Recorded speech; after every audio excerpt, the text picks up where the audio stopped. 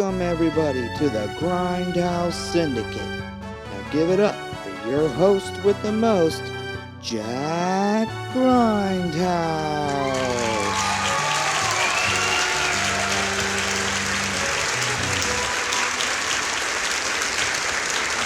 Thank you. Wow, you guys are way too kind. Thank you for that. Well, what a beautiful audience we have here tonight. Wow, look at you. I am your host, Jack Grindhouse, and give it up for my amazingly talented co-host and band leader, Jordan and the Nocturnals.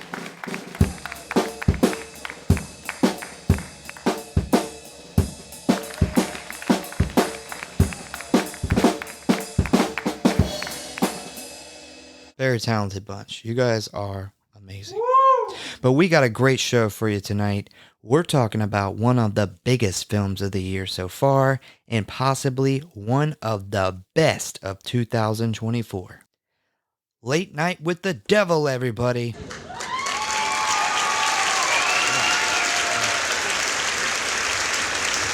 Fantastic film.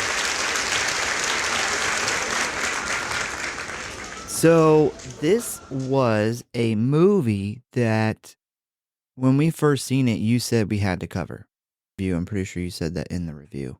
Yes, this was, I'll say this, I really enjoyed that we did cover it and watching it again and doing a deep dive on it. There was some things that I noticed that I didn't notice the first time around. Same. There was some things some questions I had in the Grindhouse review that are now answered for me. And I got a little bit of a theory. So Another theory. a theory. Well, you came into the review with a theory. What was my theory in the review? This is not the same theory. I know that. This is for the ending. So, if I remember right, your theory was, remember when we hear the sirens? Oh, no, that's wrong. No. Yeah, that's wrong. Yeah, I picked up on that now. Nope. I didn't realize how close it was to the death of the medium. So now I think that's what that was. Yeah, I watched it this time I remember like keeping your theory in mind, but it didn't hold up for me. So, but you got a new one. Yeah, I do. I wasn't sure after I seen it the first, because when you watch it the first time, you're trying to take so much in. And I don't even remember really paying attention or hearing the sirens the first time we seen it that you were talking about. But I did catch them this time, but. Yeah, he does. He does stop whenever he like freezes up when he hears the sirens. But I think it's just because he senses that something really bad's happened. Because that guy obviously just, he knew that stuff wasn't faked. So, yeah, this theory is much bigger than that. It's kind of a very big plot theory for the ending. Yeah, I'm excited. I'm excited to get into it. I really enjoyed this film. Anytime someone can replicate like a good time period piece, I'm hooked. I'm good with that. Like that is something that draws me in as a really good time period where it's so on point that just immediately sucks me into the movie. Especially this time period. There's some time periods that are not as fun to cover. This time period in particular, when they can nail this like 70s vibe going on, I think it's really good. And this one did it in a very unique way as well. I really enjoyed this film, and I liked it so much. I haven't told you this yet, but I liked it so much that I actually pre-ordered the Umbrella Night Owls Fan Club Collector's Edition release. For both of us. No. No. Damn. Just got one. Uh-huh. Yeah, so, and there's a reason that I ordered. I don't normally order like these big, huge special edition releases, but I'm going to tell you what comes with it. So it comes with the Blu-ray, of course, with a bunch of extras and behind the scenes and all that stuff. And then it comes with a VHS containing the original broadcast cut of the Halloween special in 1977.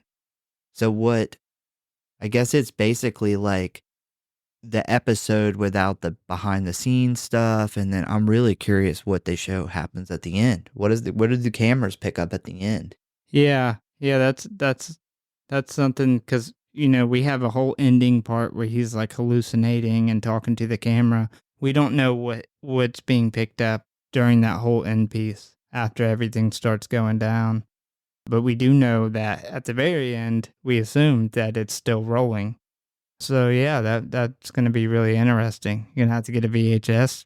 Yep, gotta find a VHS player. It also comes with a replica TV guide press kit with articles, ads, and featurettes. That's pretty cool. And it has the book from the movie Conversations with the Devil, which is a 48-page book that was actually written by the team who did the movie. Wow, how much was this? It was like $85, and Oh, then after shipping, it was like $108. yeah, that's pricey. Yeah. That's a lot of cool stuff, though. Yeah, it also has like 8 art cards, and then it has a reversible poster. So it looked like kind of a bigger poster. So, but yeah, had a lot of cool stuff that I really wanted to see. Yeah, maybe in 15 years when I don't have any kids in the house, I'll be to get that too. If you guys listening are interested in seeing all this stuff, I'm willing to do a video when it shows up. Kind of here's what it all looks like, because I couldn't get any information of like what the inside the TV guide looks like, what is really on the VHS besides what they said was the original airing of it. I hope it has like the commercials and shit with it too. It reminds me of the WNUF Halloween special, which is really cool if you haven't seen that. Well, sorry, we had our mics adjusted slightly too high, one notch too high. But yeah, I'm excited for that when it gets here. It doesn't get here till September. It's a long wait. God damn, that is a long wait. Yeah, I believe it said September. I went ahead and put the pre-order in now because I looked at their website. They're the ones who did the Terrifier, that big Terrifier set. And all of their previous big releases of all these horror movies are all sold out, and they don't plan to restock them again. So The Terrifier sold out? out Well, of you stock. just crushed my entire No, they have that project. DVD. They just don't Uh, have where you get all the well, stuff. I know I can order the movie. I didn't think they wouldn't have the movie, but I was gonna order the special edition box that we just looked at. In A24 just announced there is a 176-minute long version of Midsummer. Mm. They're almost 3-hour long movie, a director's cut. Yeah, I don't know about that, man. That movie is already a slow burn. I don't know if It's I want a slow long. burn for 3 hours. That's long. Like, what did you put in it? That's that long. Holy shit. So before we jump into it, I do want to mention you guys have been awesome about throwing some requests our way. And because we have so many requests now, we figured that we would thank you guys by doing a fan appreciation month. We picked 4 requests, and the next 4 episodes have been picked by you guys. We went across the board too. We got requests from the Facebook page. We got them from Spotify, from YouTube. We tried to spread it out that way. No matter what you listen to us on, and you put a request out there, we see it. We get to see that stuff. So we kind of picked one from everything. And yeah, the next 4 episodes are all you guys. Gonna be a good 4 episodes. Yeah. I know the movies, and there's some good ones. So we're going to go ahead and announce the 4 movies. That way, if your movie did get picked, you can be on the lookout for the episode. So we'll go ahead and tell you guys now. Number 1, we got Rosemary's Baby, the 1968 OG version. Then we got Maniac Cop 2, which has been on our list for a while. The Hills Have Eyes remake, I think that came out in like 2003, 2004 maybe. I know it was early 2000s was the remake for that. Yeah. I'm pretty sure I was in high school still. And then the next one is one that I am super excited about, The Void. Yeah, that was a good one. That's one I was not familiar with, and Till till I last year, watched right? it. Yeah. Yeah, so we thank you guys for listening, commenting, subscribing, sharing, and supporting the show. This would be nowhere near as fun without all of you, so we appreciate it. We figured that we would, instead of trying to spread them out, I think we were trying to do them like every 5 or 6 episodes, do a request.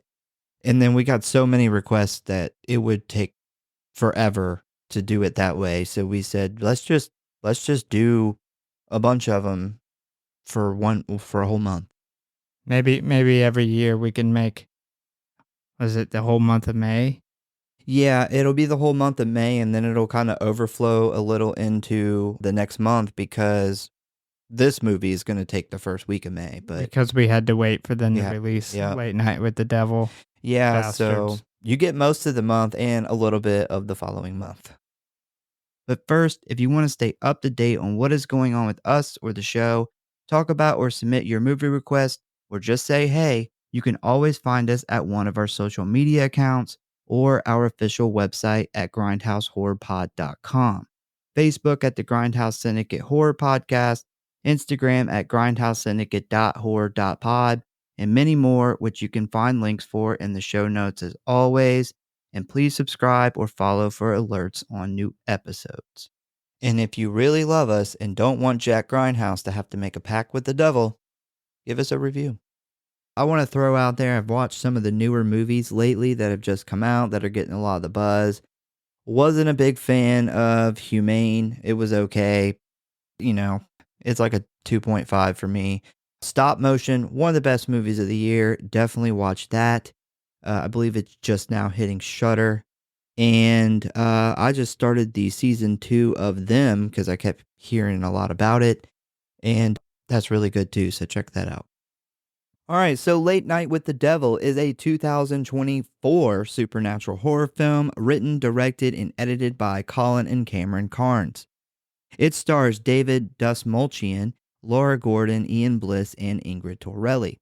Incorporating elements of documentary filmmaking and found footage, the film follows the events of a late-night talk show episode aired on the night of Halloween in 1977, during which the host attempts to boost ratings by inviting an allegedly possessed girl onto the show. An international co-production of Australia, the United States, and the UAE, Late Night with the Devil had its world premiere at the South by Southwest Film Festival on March 10th of 2023. It received positive reviews from critics, garnering praise for its performances, production design, and technical aspects. It was released in theaters in the United States on March 22nd, 2024 by IFC Films, and in Australia on April 11th, grossing $11 million on a $2 million budget. The film became available for streaming on Shudder on April 19th. Production on Late Night with the Devil was announced on February 13th, 2022, with Image Nation and the American genre label Spooky Pictures. Describing their decision to base Late Night with the Devil around a late-night talk show, writer-director duo Cameron and Colin Carnes stated, in the 1970s and 80s, there was something slightly dangerous about late-night TV. Talk shows in particular were a window into some strange adult world. We thought combining that charged, live-to-air atmosphere with the supernatural could make for a uniquely frightening film experience. That was a good decision, I think. I agree. What makes this film unique. Yes, the story, that's one of the best parts of this whole movie is just the unique story of it. As to my knowledge, it hadn't been done before. I think that one of the big draws for me is they did it as we're watching a TV show, which is extremely unique. I couldn't really pinpoint exactly. It was something that it reminded me of before, and we talked a little bit about it in our review, but it really hit me now where it reminds me of Ghostwatch. It has a Ghostwatch vibe to it because Ghostwatch did the same thing back in the day. A little different, but kind of the same thing where it's a TV show that you're watching and it makes it feel like you're more immersed into the story that way.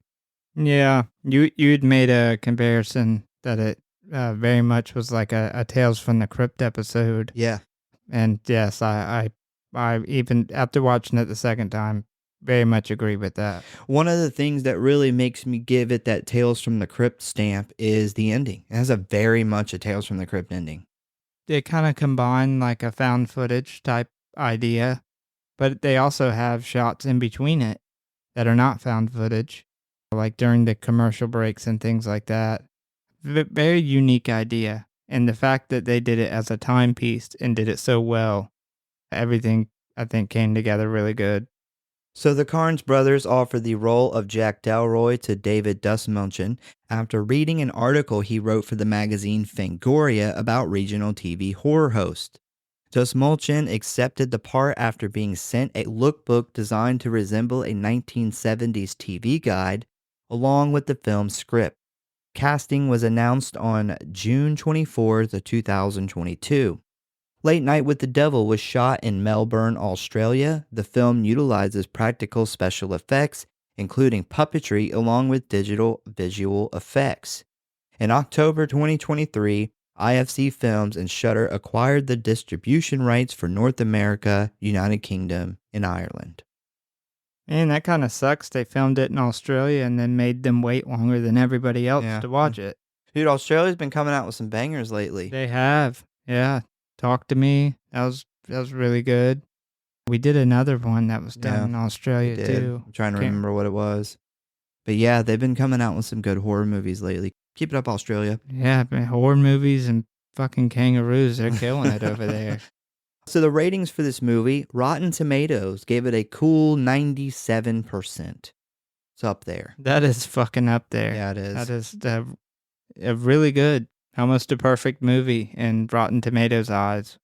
IMDb gave it a 7.1 out of 10. Letterboxd gave it a 3.5 out of 5. And 90% of Google users like this movie. We don't have a Google average audience rating yet. That's about the closest one, I think. Rotten Tomatoes really doesn't ever do like 90, anything over 90 that's a horror movie unless it's an independent film. But a 97 is almost perfect. But I thought everything else was really low other than the Google. I mean, the IMDb, I could see it's a little low for me, but What was it? 7.1. A 7.1. Out of So 10. that equates to a 3.5 on our rating scale. Yeah, That's a little low. No, I think it's a little low. I wouldn't say it's like drastically low. The one, I mean, the Letterboxd, which is mostly people that are big movie fans, it's all Letterboxd is, and I'm really surprised that it wasn't rated a little higher than 3.5. But, probably some movie snobs on there, I'm sure. Oh God, yeah, I'm positive about that. If you would like to watch this movie, you can currently find it streaming on Shudder/AMC+. All right, so you ready to jump into the plot of this thing? I am. All right, so we start off by looking at a documentary of sorts showing America in the 1970s.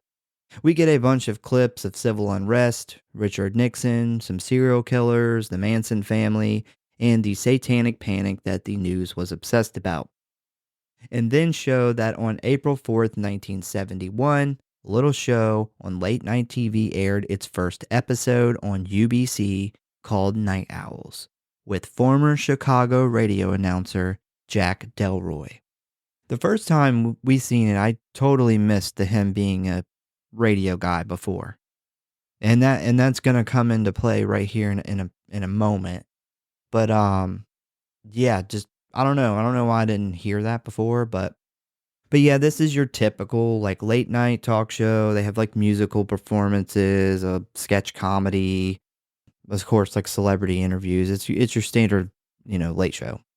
So we are shown that the show is pretty funny and does like really good in the ratings. And by 1972, Jack signs a 5-year deal with UBC. I want to point out that a reporter shouts out something interesting here. Yeah. Stole my notes Yeah. there. What did you sacrifice to get here? Yeah, I was so excited when I heard that because that's something you don't catch You the don't first know, time yeah. watching it because you don't know the story. But yeah, there's a little bit of foreshadowing, a little hint from the very beginning at what this movie's about. So after he signs this deal, we see that Jack is on a roll. His show gets an Emmy nomination. He is on the cover of major magazines, and he is right behind Johnny Carson in the ratings. And he has also met the love of his life, a very attractive actress named Madeline Piper, who he falls madly in love with and quickly marries. They are seen by the media as being the perfect couple. We are then informed about Jack's association with a secret group called The Grove, a men-only club located in the redwoods of California, and this association has been the subject of rumors since his days as a radio host. So yeah, this is why I said that kind of played an important role, because this is another thing I missed in the beginning. Was he was just like a small Chicago radio host, and he was in this group, and he gets this big show all of a sudden. Yeah. Yeah, Wonder how many strings were pulled by other members of the group to make that happen, or deals made. So this grove is, and this is something that this movie does a lot. It's very clearly a ripoff of the Bohemian Grove in real life. yeah. We also see that the giant owl, I don't know if you remember what the one at the Bohemian Grove looks like, but this is almost an identical replica of the one from the Bohemian Grove. Yeah, this is a direct ripoff of reality. Yeah, and this is the second giant owl, well, not giant owl, the second owl symbolism that they showed throughout the movie. I did look up because I was curious at what the owl represented. Now, the Bohemian Grove say that the owl represents wisdom. They have no other explanation other than it represents wisdom, but it's widely thought that the owl represents Moloch, which is a pagan god associated with child sacrifice, or at least thought to be a pagan god associated with sacrifice, with child sacrifice to be exact. That's very interesting and very creepy. Yeah, and they also do those rituals there where Mhm. they do their mock ritual of burning a child in front of the owl, which is why a lot of people put together that it's why it's so widely thought to believe that it's Moloch who it's based off of. That's interesting. So the group was established in 1800s. Many of the members have been prominent politicians, entertainers, and captain of industry. The group has always portrayed itself as just a harmless summer camp for the rich and powerful, but they have been known for their archaic rituals and its power to make or break careers. We then catch a glimpse of them standing in a clearing in the woods, dressed in all white robes, worshiping a man in an owl costume while another man drinks from a gold chalice. We then jump 4 years ahead and see that Jack is still only number 2 behind Johnny Carson. He continues to get award nominations but has never won. And his reputation is beginning to dwindle, and in September 1976, tragedy strikes as Jack's beloved wife, Madeline, gets diagnosed with terminal lung cancer despite never being a smoker. In October, just 1 month after her diagnosis, she makes a special appearance on Jack's show. We see that her decline has been very quick because she has lost her hair and is now bound to a wheelchair. It is a very sweet and sad appearance. You can tell it is very upsetting for Jack, and despite it being the most highly rated episode ever for the show, it still falls 1 point short of Johnny Carson. Damn, you can't even bring your dying wife on the show to get number 1. Yeah, you know what's funny is I actually looked up a Johnny Carson episode to see if there was anything to be had, any information to add to this. And honestly, I didn't think Johnny Carson was funny at all. Like, Yeah, he even like 2 or 3 in the episode, I only watched 1 episode, but the 2 or 3 jokes that he told actually bombed because he even made a joke about how bad they bombed. He's like, "Man, this audience doesn't really get that one," or something, just something like that. And fuck you guys. yeah, Fuck this audience. Get the other audience in here. yeah, man, I just don't know why he was such a big hit, because I didn't think he was entertaining. I think that he maybe was just the only late night talk show guy at the time. Maybe he was the first to do it, so that's how he became so big. I don't know. I don't know what the competition for late night talk shows were in the 70s. I just know everybody thinks Johnny Carson when you think 70s late night talk show. Yeah, I was thinking that I was gonna play the episode and be like, "Man, this guy's pretty funny." I didn't see it. Maybe he was having an off night or something. I don't know, but it wasn't good, in my Maybe opinion. they just didn't have a good grip on what was funny back then. Maybe. So unfortunately, 2 weeks later, Madeline has died. Jack takes a month off and disappears to an unknown location. When Jack finally returns, we see that his star is beginning to fade as his show's ratings quickly begin to plummet on the charts. This causes him to start inviting very controversial guests and doing really anything to get ratings. But it is not working, and we then are informed that Jack's contract is set to expire and probably isn't going to be renewed. Sweeps week, which is a big ratings tracking week. I didn't learn a ton about it, but what I can gather from the little bit I did read was this week is kind of what they determine is going to be the shows for next season. You know, if you bomb in this week, this is kind of your week to put on your best show and get as many fans as you can. Because if you bomb this week, it's it. You're out the Done. You're door. done. You're fucking done. Yeah, and interesting fact was, so they asked the Carnes brothers, what was the deal with the picking of the 1977 specifically, and they said that they actually went back and found where a where a sweeps week in the 1970s actually landed on Halloween, and it was 1977. And they did a really good job, Yeah. like I said earlier, just incorporating real life stuff into this movie. Yeah, excellent job. So, it's sweeps week and it's about to begin on Halloween night, which is the very first night of it. And Jack has a very bold episode plan that he hopes will turn things around. And then we are told that what we are about to see is the recently discovered master tapes of what was aired that night, as well as previously unreleased behind the scenes footage. And it was the live TV event that shocked a nation. I remember they used that to sell the movie when the movie was coming out. That was the first thing I seen when I seen there was this trailer, and that was what pulled Yeah. me in. Yeah, That really did it. that was the perfect trailer. Because you think even the first time watching this, when they finished that intro and they're like, "Here's the never before seen tapes," you get excited. Yeah, I remember I watched the trailer and then I told you about it and you looked it up and you said, "Are you sure? Because it says it's a horror comedy." And I was like, "No, no, no, watch the trailer." And then you watched the trailer and then we were like, "Okay, going to the theater. Not even going to wait for it to hit streaming. Going to the theater." Yeah, not a lot of funny stuff in it, unless you count Jack's show before shit starts going down. I think there's a little bit of humor with maybe Gus and then the Carmichael. There's a little bit of kind of I don't know if it's But not straight on humor, but it's a little bit of humorous in there. but it's the humor that you would get in a talk show like Yes, that. yeah.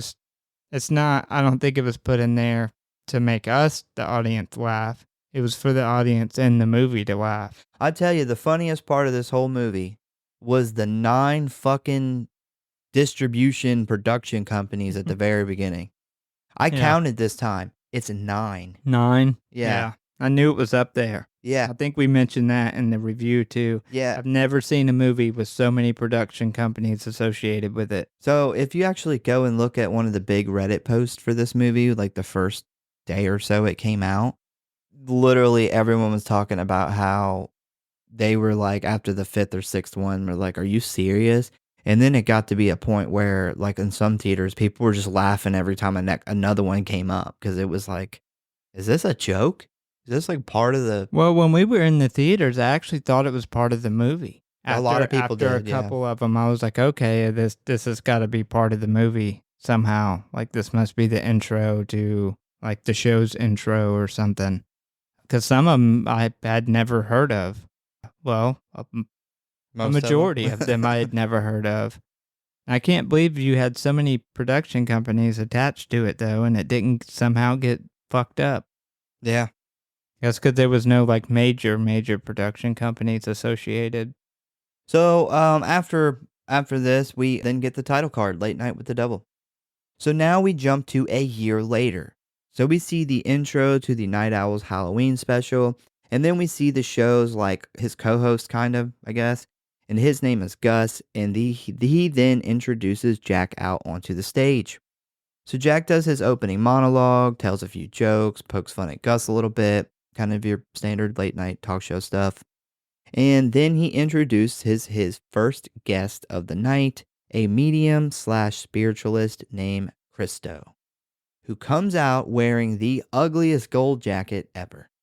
This shit was like the fucking coolest gold jacket ever, though, in the 70s. Yeah, in the 70s, it was probably something, but good God, I mean, it's so weird thinking back then that people would wear like almost like aluminum foil shiny clothes. It's good shit, man. Yeah. It's what they thought the future was going to be. Everyone's going to wear very shiny outfits. So Jack asks him if he hears the voices of the dead all the time or just at certain times. And Christo answers that it's like a radio. He can turn it on, he can turn it off whenever he wants. So he takes center stage and he does a little breathing exercise, I guess you would call it. Kind of weird. And he then starts receiving some signals. I think everybody's aware of, man, what's that guy's name? John something, where he had that daytime talk show where all he did was the readings or whatever. He did this on a show. I remember I know who you're talking about. I Yeah, don't know his name. he got famous from going on to Oprah or something, and then he ended up getting his own show. And he does the whole like, I'm getting a Dave. Is there a Dave here? A Dave or Danny? A Don? Oh, And yeah. there's always somebody that's like, yeah. Of And course. I this is actually a really funny scene though. Like when they get the audience guy. Yeah, and I think like Carmichael explains this, later on in the movie, and he's got a point. Like, this is how these people Yeah. would do it. This is how they got successful. It's you put 100 people in a room and start saying random names, it's gonna mean something to somebody. Yeah, so he starts shouting out these names. It doesn't go well. An audience member actually stands up and he gets a bunch of stuff wrong. Then he walks over to two ladies in the front row and he claims to be in contact with their son/brother. They are amazed and shocked, and he tells them that their loved one said that he is at peace now and is sorry for the pain he caused them. The audience cheers and claps as Christos stands up to accept his praise. Jack walks over and thanks him and then sets up for a commercial break when suddenly Christo grabs his head and starts screaming in pain. He says that he is getting a very intense message coming through, and he says that he is getting the name Minnie. Jack asks the audience if anyone knows a Minnie, but no one speaks up. Christo begs for someone to accept the message as he buckles in pain. He then says he sees a wedding ring on an unmarried man, and he then collapses to his knees as sparks fly from the lights above. It's funny watching this the second time and knowing what Jack knows. You see him looking up at the crowd like, please God, let somebody take this. Like, who's going to take it? Please, somebody say this means something to somebody else. Yeah, Christo then sits up in relief, claiming that the spirit is now gone. And as Jack begins to help him off the floor, he says that we are now going to take a quick break and we'll be back after the messages. We then get some behind the scenes footage, and Jack escorts Christo over to the guest chairs and has him sit down. We then see that Christo is profusely sweating and bleeding from his nose, and this is also the first time we meet Jack's show manager, Leo. Leo is very much one of those guys who doesn't really care how much someone may be negatively affected by something, as long as it gets good ratings. Yeah, I call him the producer throughout this because I didn't take the time to look up his name. This guy's awful. He's a sleazeball. He is. You could tell he's a guy that's really into cocaine. Like at this time period in the 70s. Like he is spending probably a quarter of his money on cocaine. This guy would shoot his own mother out there if it knew it would get good ratings. Yeah. But Leo informs Jack that the vice president of airtime is in the front row watching. So next, after the break, we get introduced to Jack's next guest, a former entertainer that went by Carmichael the Conjurer and is now one of the leading skeptics when it comes to supernatural abilities, Carmichael Haig. And Carmichael, who goes by Car, was considered the best in the business and was the first to ever perform a group hypnosis at his live Vegas show. But he is now retired from that and has started the group IFSIP, which stands for International Federation of Scientific Investigation into the Paranormal, which, if you do not know, is based off of a real thing. A man named James Randi, who started the James Randi Educational Foundation, who offered $1 million check to anyone able to demonstrate a supernatural ability under scientific testing criteria agreed to by both sides. James Randi was awesome. He was. If you don't know about James Randi, I learned about him on a documentary on YouTube. It's like an hour and a half long. I would highly suggest looking him up. Yeah, he would go on these shows and basically like have these people try to perform their supernatural ability, and he would watch them, and then he would tell the audience like, okay, this is how he's doing it, and then he would pretty much blow the whole person's act. Yeah, there was a very famous Christian man who had a show, made shit tons of money, apparently healing people. Oh yeah, this is great. So he got really famous, and I guess he had kind of challenged James Randi, and James Randi challenged him. But either way, he was invited there and very quickly discovered what he was doing. So this guy would like call people out who had medical issues and would call out what medical issue they had. And then he would have them come up there and he would touch them and supposedly heal them through Christ, and was just robbing people of their money. And he went on there and found out that the guy had an earpiece in. He found he picked channel, up on the radio. Yeah, the radio channel that they were using. And essentially everybody who came to this show, because of limited seats, had to fill out like what their problem was, what they wanted healed, and they essentially assigned them seats. So there was somebody backstage that would say, second row, third seat, this lady's name is so-and-so. She's got irritable bowel syndrome. She can't stop shitting herself. And he would call her up there and heal it. And these people were just so like overly religious, it was kind of like a placebo. They would think they were healed for a little bit. I don't have to shit anymore. Yeah, and he busted it and exposed it to the whole world. That was one of the bigger ones that I remember seeing. He did. He was an awesome guy. Yeah, the first one I seen was that really famous one where he's actually on a show back in the 70s. I think it's around this same time period. And that guy claimed that he could move the pages of the phone book with like his mind. And James Randi realized that he was really just using his breath to like barely blow underneath the phone book page and it would flip. Yeah, that's a real famous one too. Yeah, James Randi was a magician and he was an illusionist. So, he knew a lot of these tricks going into it, but he had kind of a one-up on figuring this stuff out. And he really did offer $1 million to anybody. I think it was $1 million. It was $1 million the whole entire time. Yeah, that anybody who could stump him or prove him wrong, or that he couldn't prove them wrong, that he would pay out. And let's just say he died a couple of years back, I think. Yeah, he only died like 3 years ago. Yeah, he never paid out the $1 million. He said that he offered the deal up until he died, though. Like he continued to do it. Yeah, great guy. He was an awesome guy. I don't know about this Carmichael. I think he's a great character for the movie, but he's very James Randi wasn't as smug about it. So Carr pulls a check from his jacket pocket for $100,000 just in case someone wants to try to prove him wrong. And he also, in a roundabout way, calls people like Christo a liar and a swindler. And as Christo and Carr start bickering between each other, we see Christo get upset and try to storm off the stage.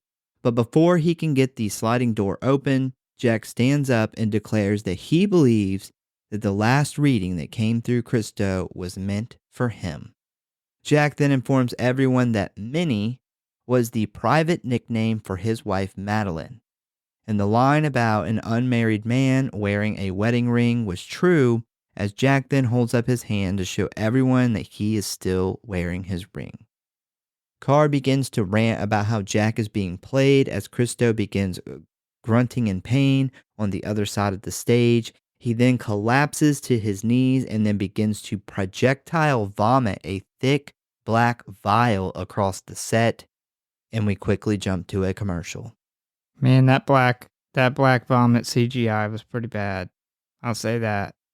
The one that comes at the camera, not the one he goes across that hits Carmichael. That didn't look bad, but anytime they try to do like the in the camera CGI, it just doesn't come out good. Man, it's like the blood thing. It's like CGI just hasn't gotten liquids down. Yeah, why didn't they just splash some black stuff on the camera? I don't know. It was not good looking CGI. That's for sure. So behind the scenes, we see Christo rushed off to the back as someone calls for a doctor, and Carr begins to interrogate Jack, believing that Jack is in on the ruse for the ratings. He then tells Jack that he is surprised his powerful friends at the Grove aren't able to help Jack's show from possibly getting canceled. Jack responds with the fact that Carr is overestimating the Grove's influence. Carr then begs for Jack to invite him along to join the Grove, mostly for the orgies. This guy's such a smug asshole. He's great for this movie, though. He is one of the characters that gets you hooked into this. Well, this movie, I don't think would have been nearly as good without a skeptic up there. Because that's what people would think in real life if this was happening.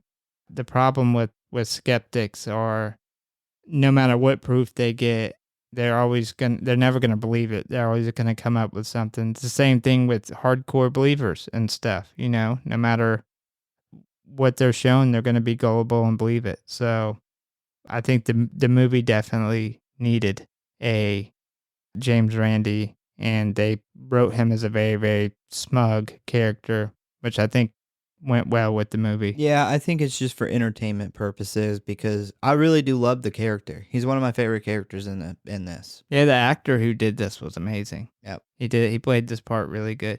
Do you know who is trying to be James Randi in real life now? Chris Angel? Fucking Chris Angel. I think I told you about this. You didn't. You didn't. Oh, I thought I told you about it after I seen it on the Steve-O podcast. I just had to pick somebody that it was just, by the way you said it, I was like, it's got to be somebody ridiculous. And Chris Angel's the most ridiculous. Yeah, he is now offering money for anybody who can do something and prove it's not an illusion, it's real. And I seen a video, it was like a YouTube short of him getting in a fight, like some magician got fucking mad at him for calling out the trick, and they like got in a fight on stage. They had to be pulled apart. Of course they did. Yeah. Wonder if it was all an illusion. It wasn't a real fight. Is Chris Angel turned into Stan's dad, Randy? Chris Angel's just like drunk at his kid's fucking football game in his underwear, trying to fight everybody in the stands. Well, Mind freak. it was weird because I seen him on Steve-O's podcast, and he was a lot cooler than I thought he was going to be. And he started talking about this, and I'm like, isn't this the guy who had a show where he would like get ran over by fucking what are the steamroller? Yeah, or he would like float on top of the pyramid in Yes. Vegas and shit. Like all this crazy shit that we know is set up and fake is now out there getting mad at people for trying to convince people that this shit's real. Mind freak. So so once the show comes back, Jack begins explaining that about a month ago, he received a manuscript that he just couldn't stop reading. And now he can't stop thinking about it. He then holds up a book called Conversations with the Devil by Dr. June Ross Mitchell. He then plays a clip produced by Dr. June Mitchell explaining the circumstances that caused her to write the book, We are then shown a regular home on a regular street that is secretly the headquarters of the infamous First Church of Abraxas. And this is very much a nod to Anton LaVey in the Church of Satan. Yeah, they call this an ordinary house. This shit's not definitely not an ordinary house. Like, if they had a set and they're like, build a haunted house, this is what they would build. This house looks fucking terrible. Well, I got something very interesting about that house later on. Huh. Yes. Tell me it's like the director's house or something. Better than that. Fucked up ass house. It looks Let's awful. just say it's a real house. Oh, yeah. So we see A real fucked up house. so we see the church's founder, the leader, Sandor Dabu, and his followers conducting pretty much a satanic like ritual. We then see an interview where he says Abraxas, who they worship, shows them that there isn't any good, evil, or redemption, only what they desire and how we obtain it. But the master does demand sacrifice. This becomes very important. So Abraxas, I actually looked this up too to see if it had any roots in real life, and it does. It's a deity. Obviously, in the movie, it's the deity that's worshipped by this cult. But in real life, it has very hard roots to track. Nobody seems to know exactly where this thing originated from. But there was a book in 1818, which is the Infernal Dictionary, that had Abraxas also as a pagan god of the underworld. Yeah, interesting. Yep. So it seems that in real life, with Moloch being the real life owl, seems like Abraxas has kind of taken its place in the movie, playing the Moloch That's a good the movie connection. life. Yep.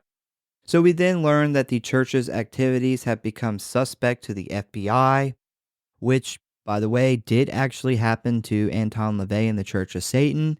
They were accused of plotting to kill Ted Kennedy. Yeah, Anton LaVey was actually interviewed by the FBI. But the FBI here believes that in this case, that children were specifically being bred for sacrifice. We then see that in August of 1974, law enforcement attempts to raid the church's headquarters, which erupts into a shootout and ends with the church's followers setting themselves and the house on fire. But amazingly, law enforcement finds a 10-year-old girl still alive among the ruins of the house who goes by the name Lily. And her memory is very vague of her time in the church. Lily displays a lot of strange behavior, which causes the FBI to contact Dr. June Mitchell. Did you catch in Xander's house the owl this time when they're going through all his stuff? Oh, you missed it again? Yeah, I did. Yeah, he's got a little owl sitting up there next to the emptied out skull and his dagger. He has a tiny owl, which is some more symbolism, some more little hints at how everything's connected here. So June claims to have made an immediate connection with Lily and begins treating her. We then hear a short recording of Lily being possessed before Jack introduces Dr. June Ross Mitchell and Lily to the stage. We then see the doctor walk out on stage, followed by a young teenage girl who seems very innocent and excited to be on the show. And as Jack begins to make some small talk with June and Lily, Lily stares very unsettlingly at the camera. She does this amazingly. And most of that was actually improv by the actress. Yeah, the girl who plays her did a fantastic job. She's so creepy and like lacks these social cues, but also has this advanced level of intelligence than what a normal 13-year-old would have. It's very weird. It's very weird when you see that coming out of what sounds like a sweet, innocent child, and then kind of has this level of intelligence beyond what you would expect. Yeah, the Carnes brothers said that all they really told her was every now and then look directly into the camera. And so she actually picked what were good times to do it, and then she kind of came up with that weird stare that she does on her own. Yeah, like she's fucking zoned out. Like Yeah. it's not her for a Well, second. it's almost like she's staring at you, the viewer. Like she could see you through the camera, which is what makes it so unsettling. Yeah. She did a great job. So she then brings up Jack's dead wife and reassures him that he will be okay. She then says that he shouldn't worry about his TV show because she thinks that he is going to be very famous soon. Then we jump behind the scenes again. Jack jumps up and he walks towards the makeup woman and he says it's time to look pretty again. When Lily turns towards him in a different voice, which is Minnie's voice, I missed and this the says, first fucking watch. I did too, don't I already look pretty, Jack? Yeah, I don't know how I completely fucking missed this the Because first it's time I so watched in the it. background. It is, and I guess you don't know the story of what's going on, but how did I miss that her voice is completely different? Like that's the part. Like I didn't, the first time watching it, you don't understand what's going on, but they do such a good job at putting it in the background that I didn't even notice that she was talking in a completely different voice. Yeah, I think what happens is they use misdirection with us because we're paying attention to what he is saying to the makeup person.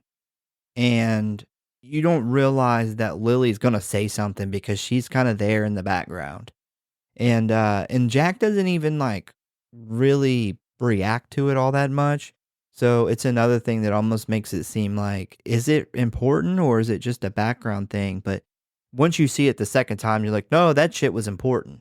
That was played geniusly. Yeah, it's a more foreshadowing and kind of showing us hints at what's to come. And this movie, going back and watching it a second time, they do an amazing job with their foreshadowing and symbolism that they have in the movie. So June then calls Jack over to the other side of the stage and tells him that she really doesn't think it is a good idea because Lily has become more unpredictable.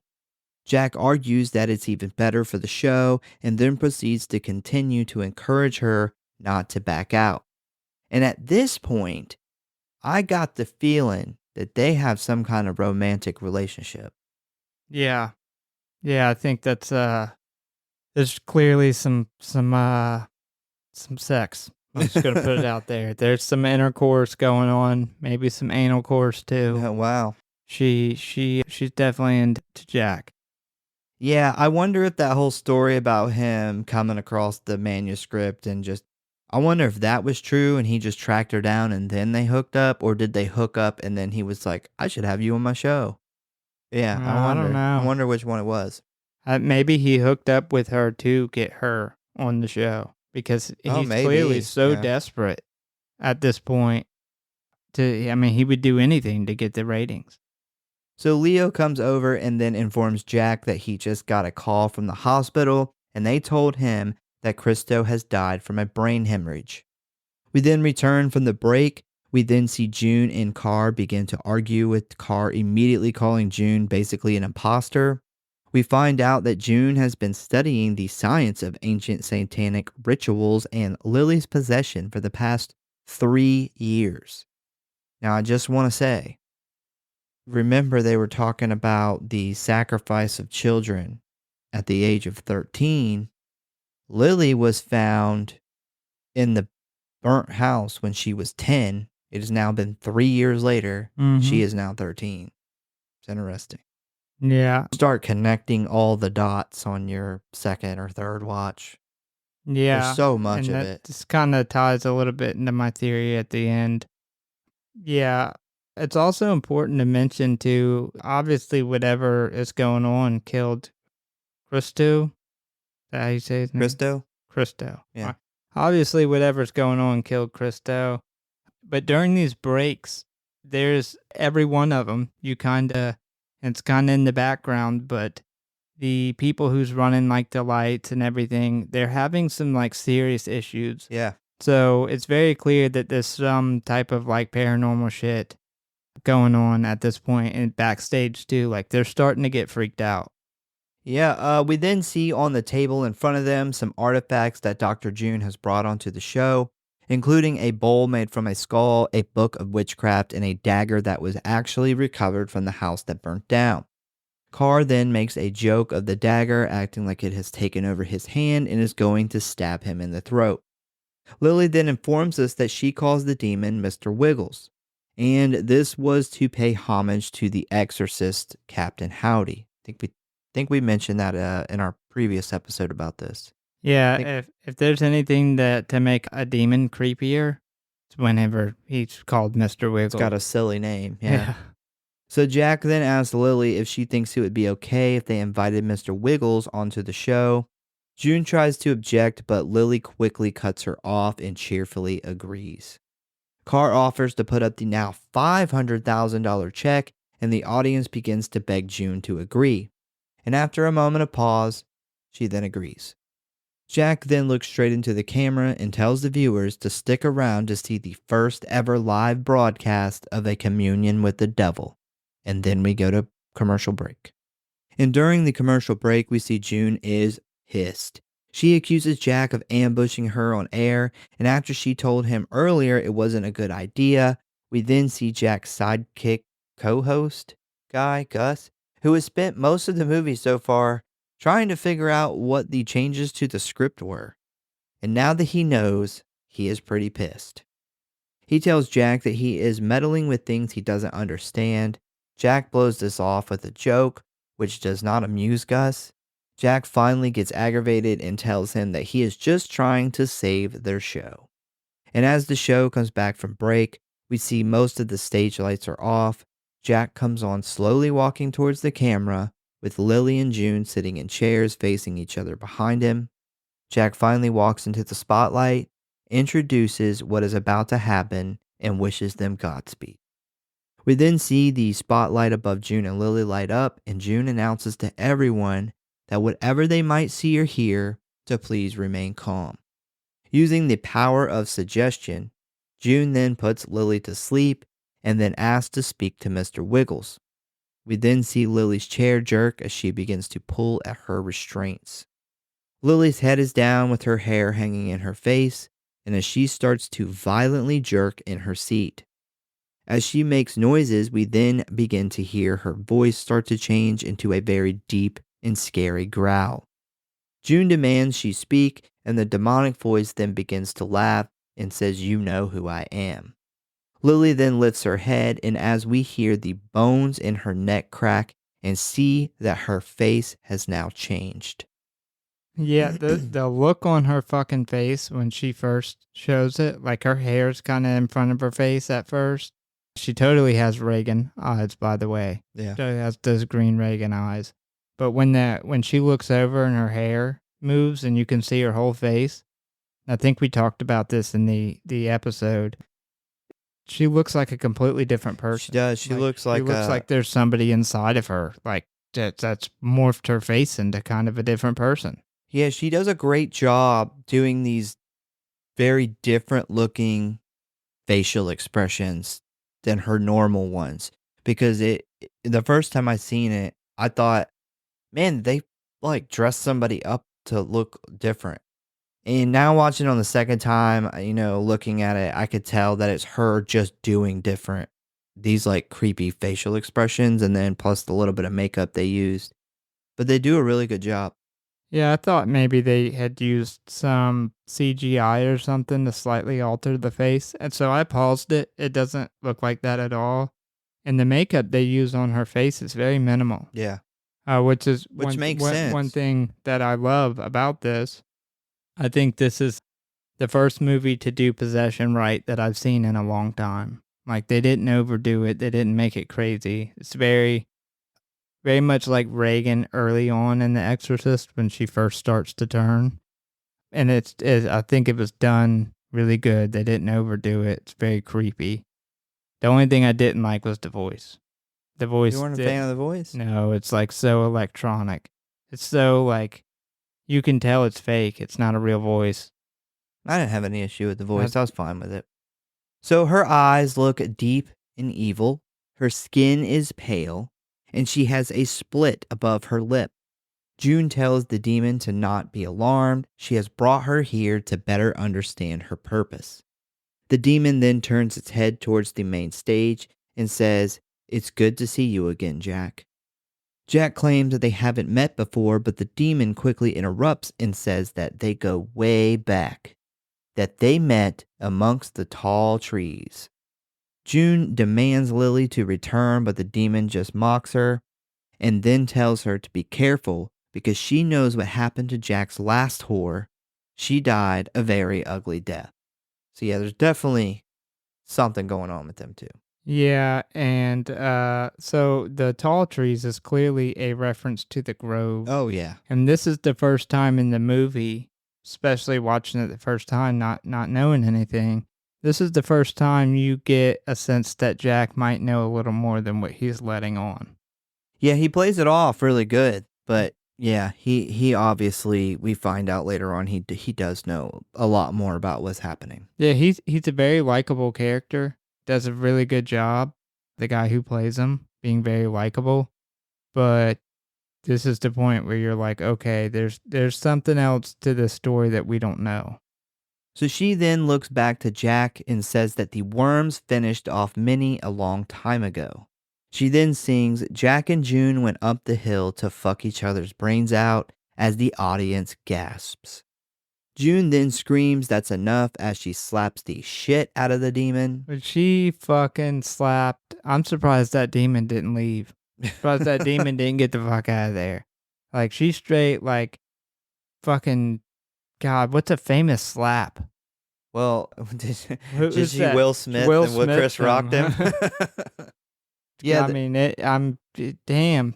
She slapped the shit. Clearly, June does not like being embarrassed on TV. There's that old saying, slap the taste out of your mouth.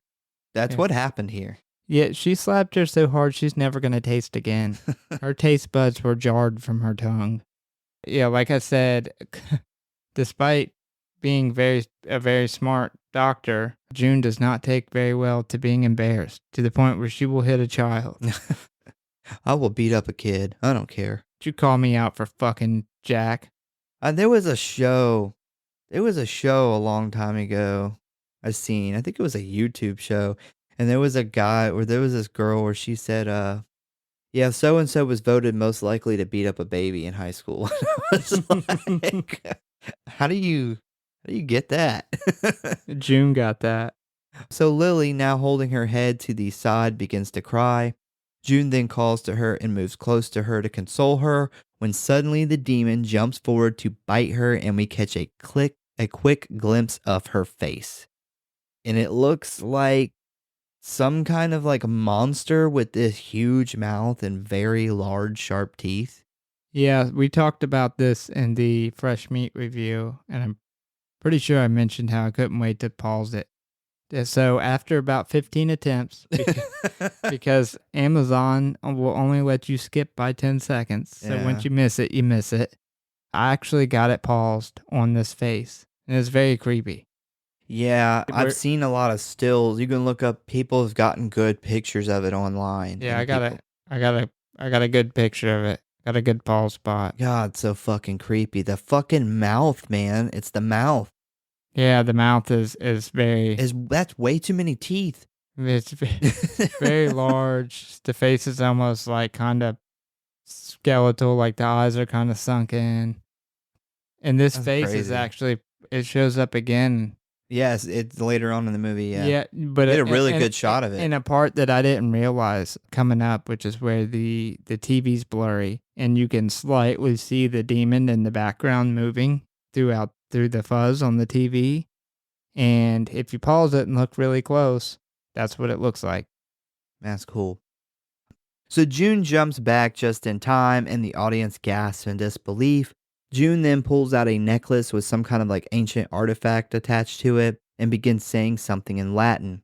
The demon smiles and laughs at this and even begins repeating everything June says. Lily then turns her head back towards Jack and with her nose bleeding asks Jack, "How could you let it happen?" Suddenly, electricity begins to shoot through the lights of the studio and we see Lily's chair begin to levitate. It's important to mention that when she asked him this, it's in his wife's voice again. Different voice. So Lily screams, the chair falls back to the floor, and Lily begins to cry, saying she is so sorry. Jack is stunned, and Carr immediately jumps up to disprove what everyone just saw. Jack quiets him down, and then they go to commercial. So then, during the break, we see Jack helping June with Lily's restraints. Lily claims to be okay, just really embarrassed.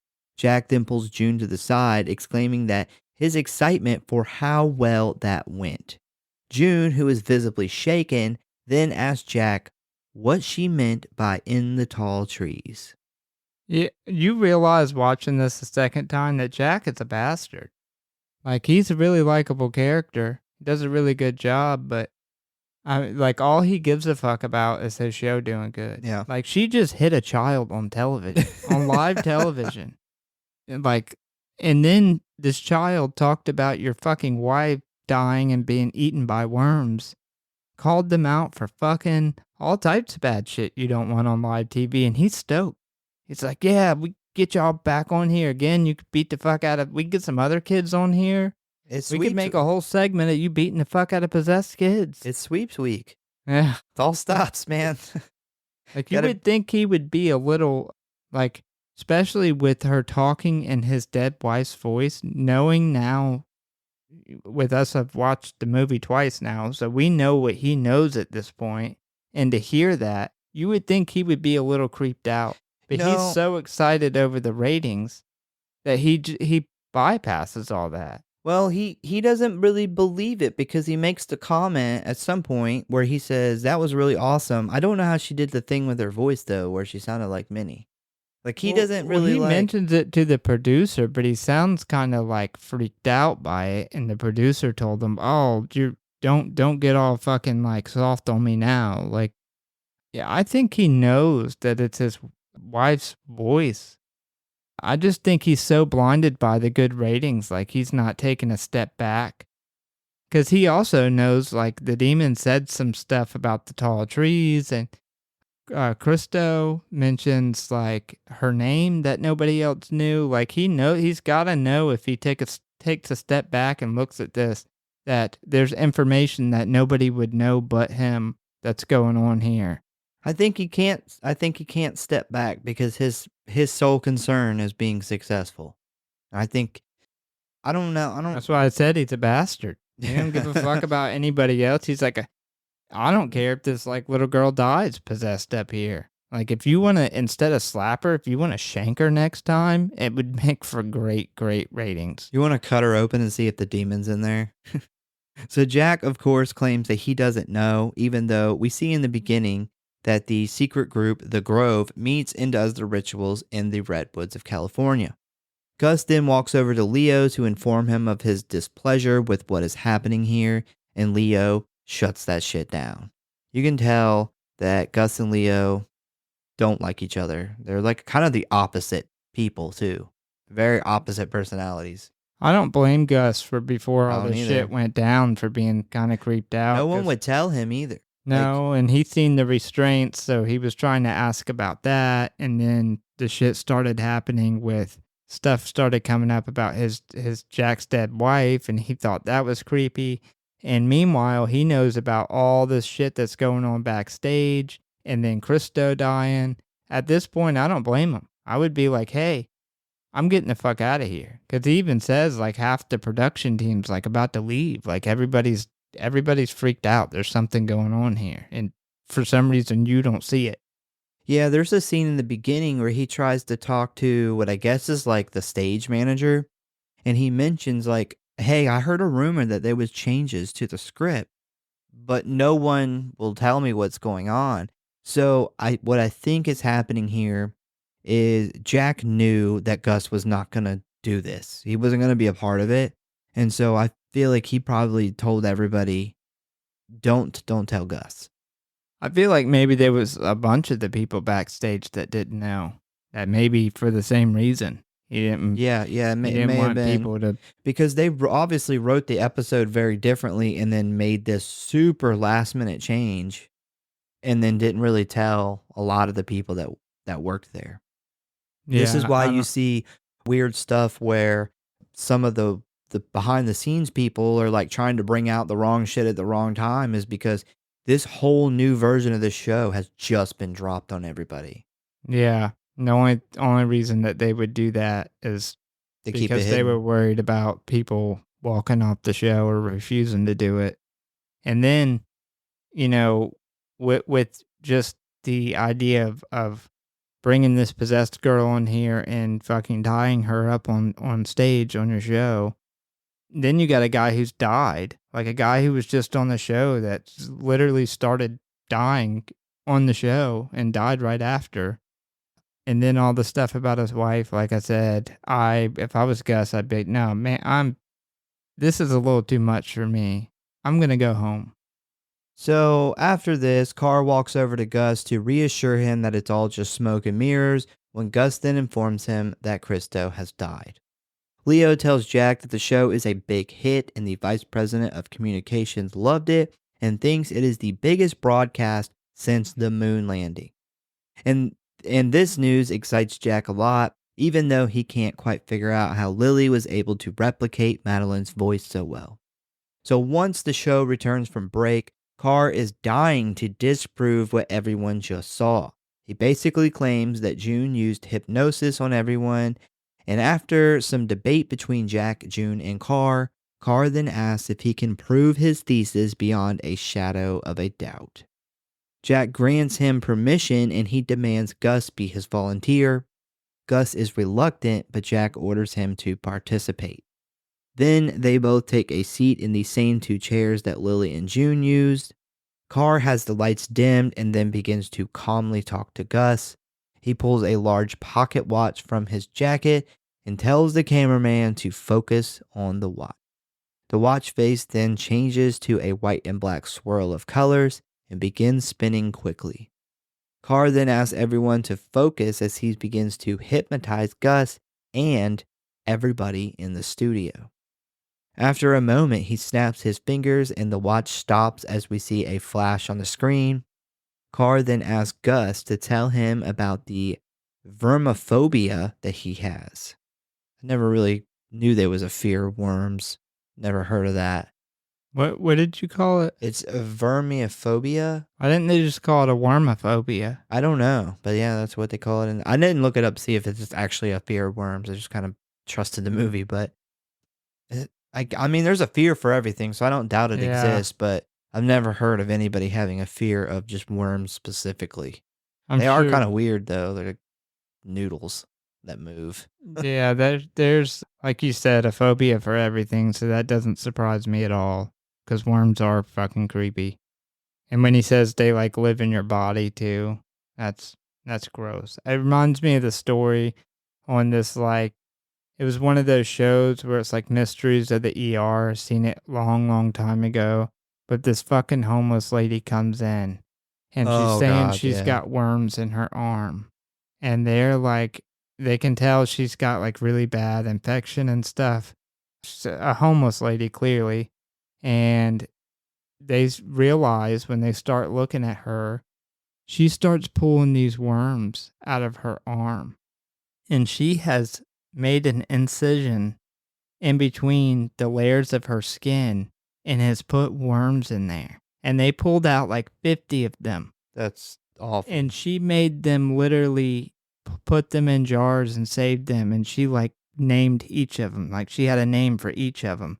But they were living in the pockets of skin in her fucking forearms. I'm getting goosebumps talking about it. It's fucking awful. The things you probably see as like an ER doctor. Right? I'd maybe quit after that night. I'd be like, you know what? I'm gonna start a practice or something. So he then places Gus into a deep trance and begins to ask him questions. Gus then claims to be getting hot and itchy and begins to remove some of his clothes. Carr then informs Gus his neck is bleeding, and as Gus begins to touch the wound, we see him start to pull slimy worms from under his skin. Gus then starts freaking out, unbuttoning his shirt, saying he can feel the worms inside of his body. Gus then digs his fingers into his belly and rips his skin open, revealing hundreds of worms falling out of him, which looked awesome. The audience gasps at the reveal, and June and Jack have looks of disgust on their faces.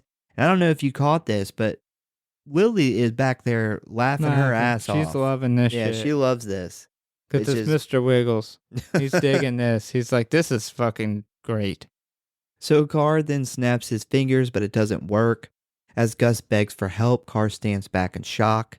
We then see a big ass worm push its way through Gus's left eye socket and start crawling from his head.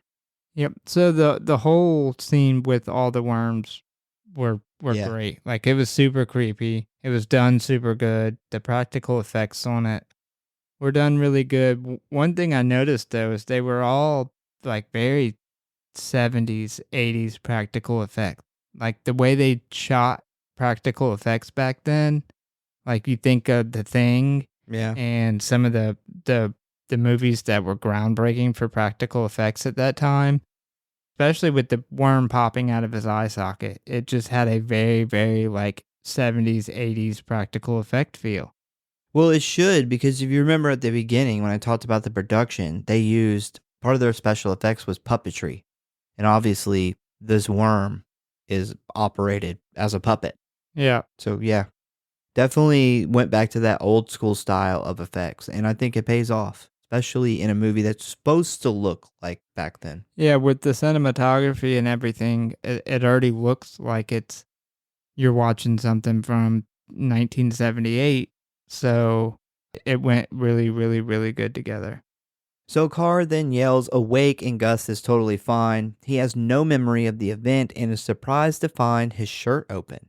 Jack has been taken totally by surprise and asks Carr what just happened. Carr explains that he did the same exact thing that June did by hypnotizing everyone.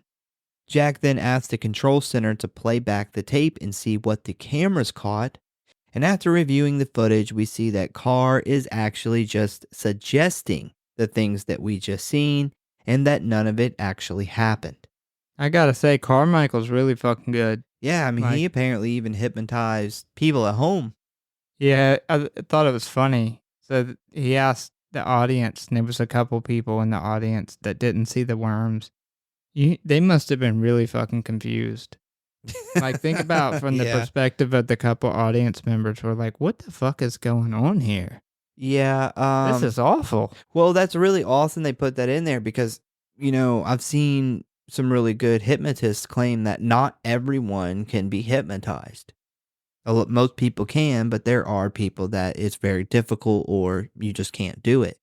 And it was really cool that they included that little fact in here where there were, 6, 7, 8 people that weren't managed to be hypnotized and was just like, what the fuck's going on? Yeah, very interesting. So June then exclaims that she did not hypnotize anyone and that the possession with Lily was indeed real. Then Lily speaks up and suggests that they review what the camera caught during her possession.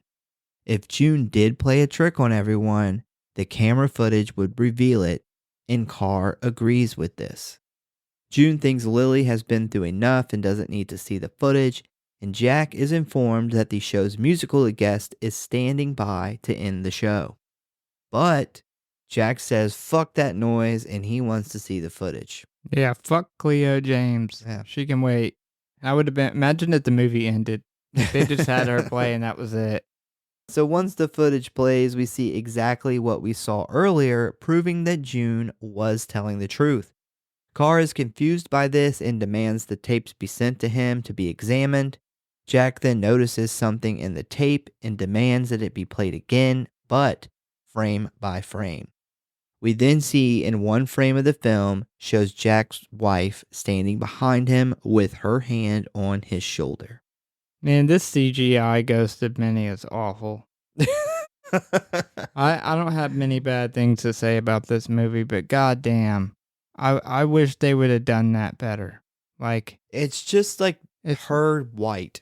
it looks like something from Star Wars, like the old Star Wars, like clearly not up to today's standards of effects. Like it's so bad. Like I'm pretty sure that there's plenty of 20-year-old 19-year-old kids out there who are good with computers that could have did this shit better.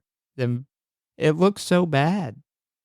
I think their mistake was making, like, her she's a ghost, but they show her whole body. She's like a solid figure She's in like this. glowing. She looks like Jesus stepped out of the fucking picture and put her hand on his shoulder. I'm like, how cool would that? Because you get really excited because you're like, oh God, what did he see that we didn't see? And I thought that they were gonna have like a shadow of her, maybe like a silhouette of her in the background in one of the shots behind him. And I really wish they would have did something a lot more inconspicuous like that, something that like was really creepy. This was not creepy. This was like she was like a fucking ice sculpture sitting back there. Jack is stunned. Lily begins to cry, and Carr immediately starts accusing Jack of setting the whole thing up. Lily then begins to convulse as we start to hear zapping sounds from the lights. We then see Lily's body begin buzzing with electricity. Jack gets shocked when he attempts to touch her, and all the lights suddenly shut off. When the lights return, we see Lily floating in the air, glowing blue with electricity. Did you notice the quick shot that was in there when the lights were off right before they cut back on?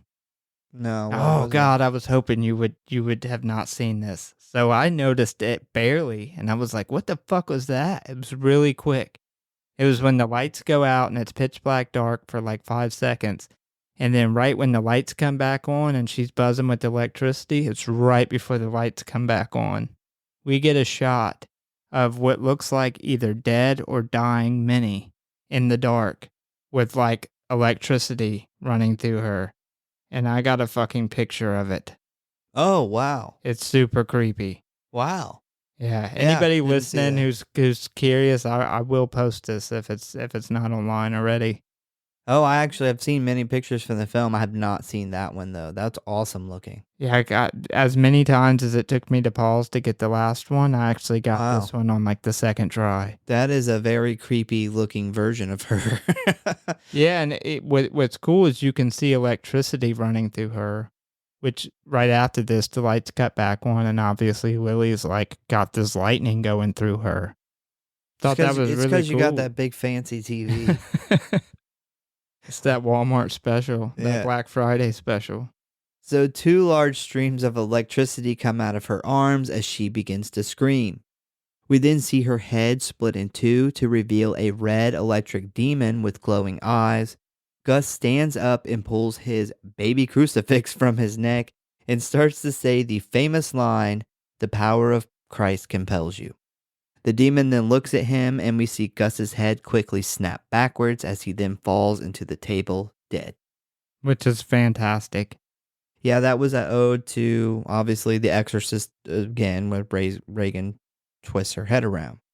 Yeah, well, she also the Kills the director that yeah, way. yeah. They find him with his head. That's why that cop's like so curious because he's like, well, his head wouldn't have been snapped around from a fall like that. Very, very, very interesting.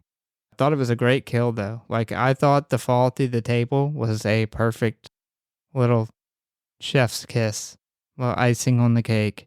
It's also great, too, because he makes the joke earlier that where Carmichael is, like, saying something to him, and he's like, yeah, my wife likes my head where it is, or something like Yeah, that. yeah. I didn't catch that. Yeah, So the audience loses it and begins to stampede out of the studio. June stands up and pulls her necklace out again, attempting to get Lily to come back. The demon then looks in her direction, causing her necklace to begin to strangle her, and Jack then gets thrown to the other side of the studio. Carr immediately drops to his knees and solemnly promises to worship and obey the demon. We then see the necklace almost decapitate June, killing her.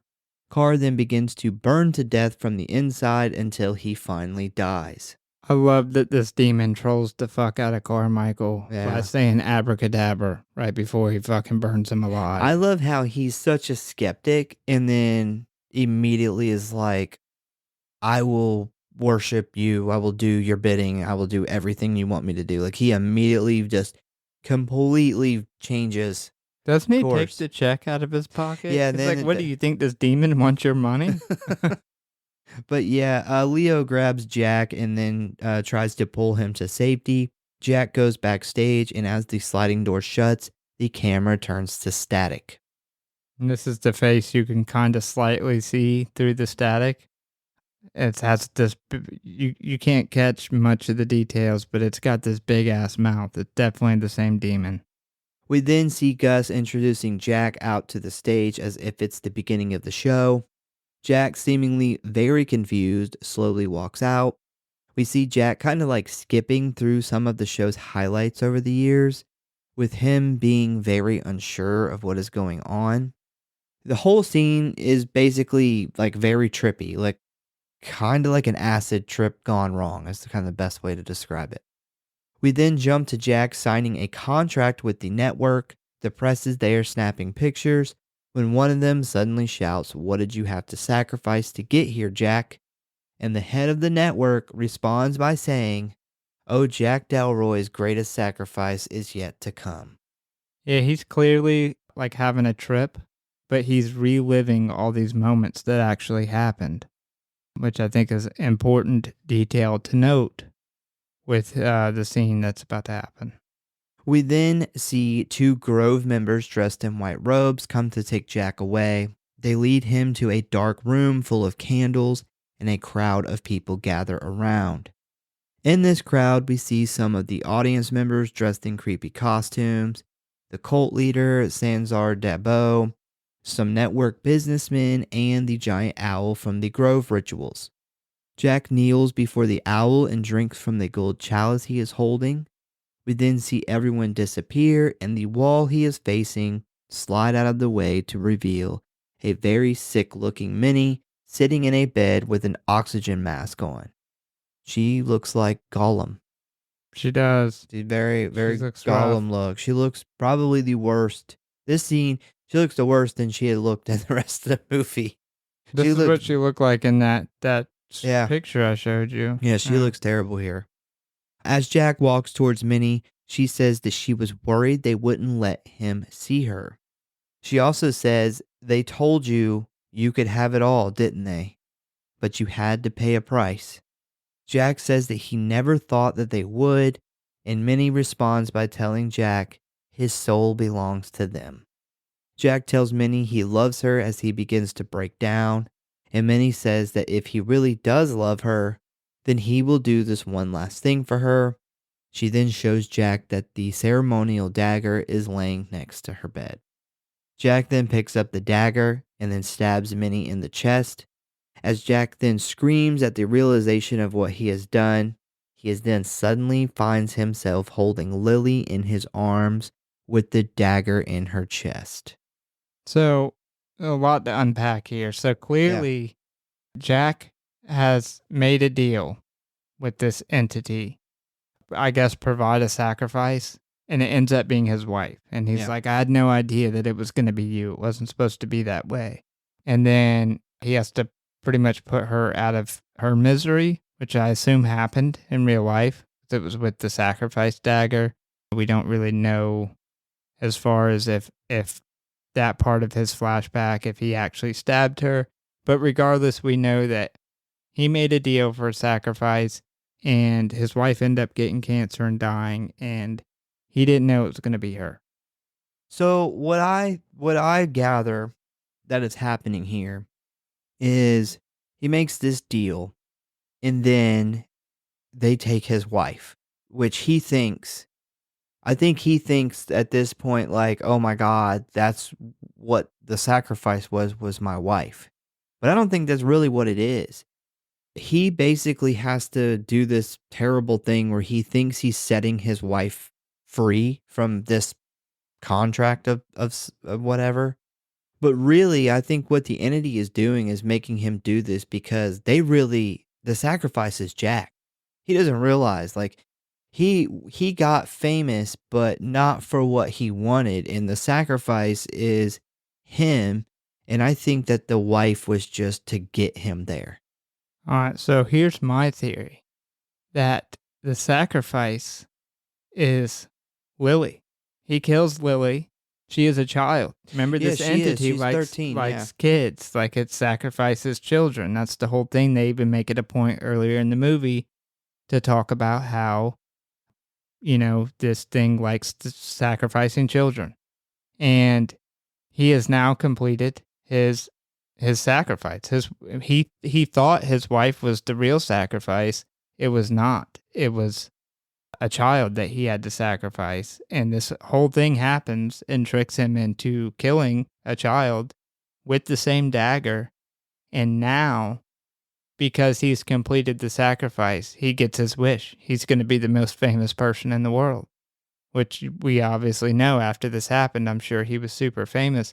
And that makes sense because after his wife dies, he does not have success. Everything starts going downhill. Like, they talk about how he was having these major drops in the ratings and stuff. So it wouldn't make sense for his wife to be the sacrifice because he didn't get that fame to be super famous that he wanted. He was still number two. So I think that the real sacrifice was Lily. And I think it would make sense too as to why Lily was a miracle by surviving the fire, because she was supposed to be a sacrifice, and he ends up sacrificing her 3 years later. Yeah, I mean, I can agree with that. I will say that, in my opinion, the reason that Lily survives is because Mr. Wiggles, it's the possession. Like, he obviously possessed her right before this fire took place, and he essentially let her survive this unsurvivable thing because this whole plan is in motion. This is very similar to Pazuzu doing this whole entire plan with Mhm. Reagan just to get Father Marin back to fight again. It's a very similar thing where the demon plays the long game, and I love that this movie did that. Yeah, and I think I agree. I think that's why she survived that. I think he used her to get to Jack. And, I mean, it would make sense too why he goes after him, or why Abraxas goes after Jack. He was supposed to provide a sacrifice, and he never did. He never provided the sacrifice that he was supposed to. And now his sacrifice is complete, and now he is going to be the most famous person in the world. And Lily tells him that earlier, and she didn't say the most famous person, but she said, after tonight, everybody will know who you are, which is what his deal was supposed to be. Yeah, and this goes back to where I was saying, like, he was this successful radio guy and he had joined the Grove back then. So obviously we know this show has been on the air for 5 years.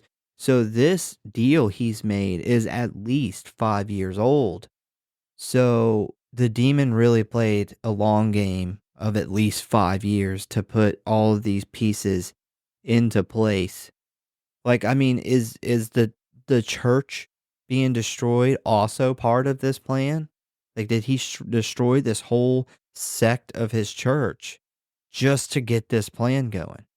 Because that's the only way that a possessed Lily would end up in the hands of the FBI, which would end up in, Dr. Mitchell's hands, which eventually would bring her to Jack's show. Obviously, their relationship plays a part in that as well.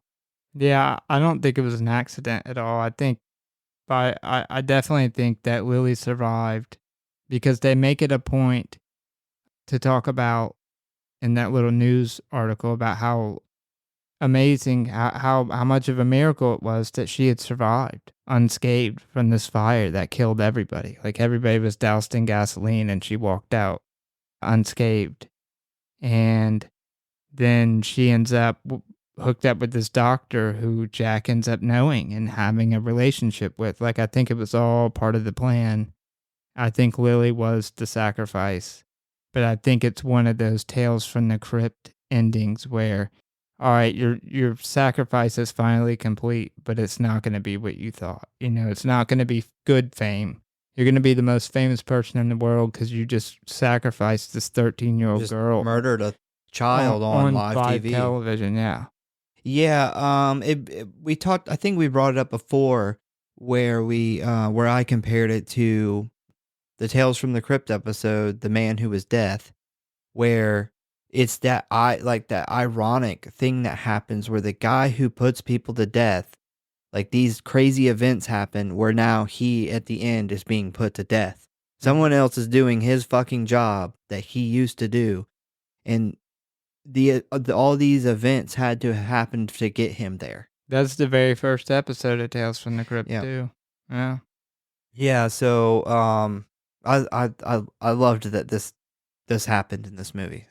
This was a great this was a great little connecting the dots of things happening. And it makes the next, like, you watch it the first time, you're like, "Oh, wow," but then you watch it the second time or the third time, and you start really connecting the dots, and I think those make for good movies where it's not just good the first time, it's even better after that.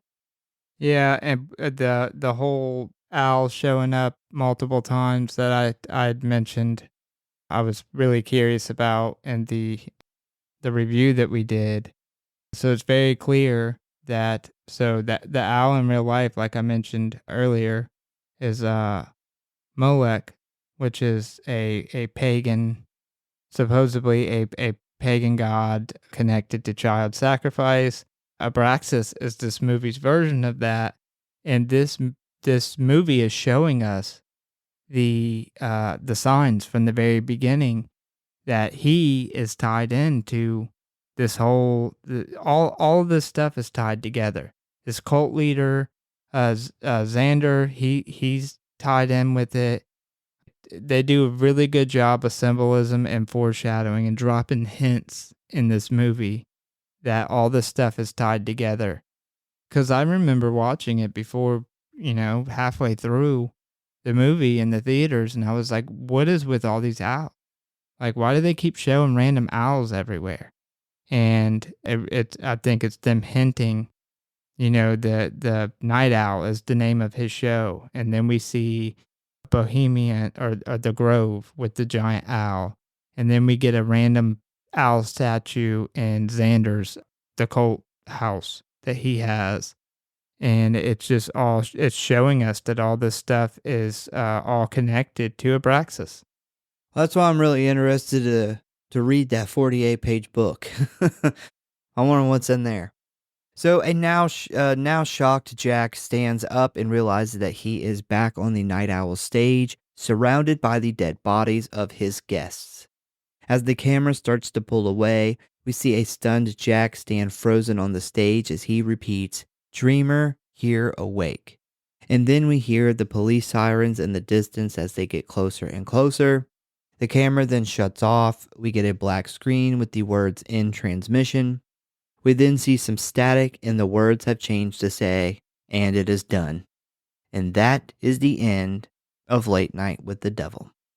So an interesting thing about the "Dreamer here awake" that he repeats 3 or 4 times. I actually looked this up and I discovered that the main actor, David Dastmalchian, Old he David D.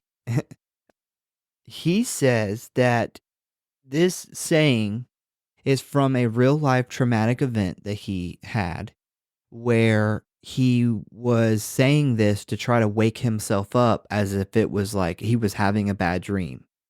And he says he realized, like, half of his brain thinks there's no way this can be real, and the other half is saying, no, this is real, like this is reality.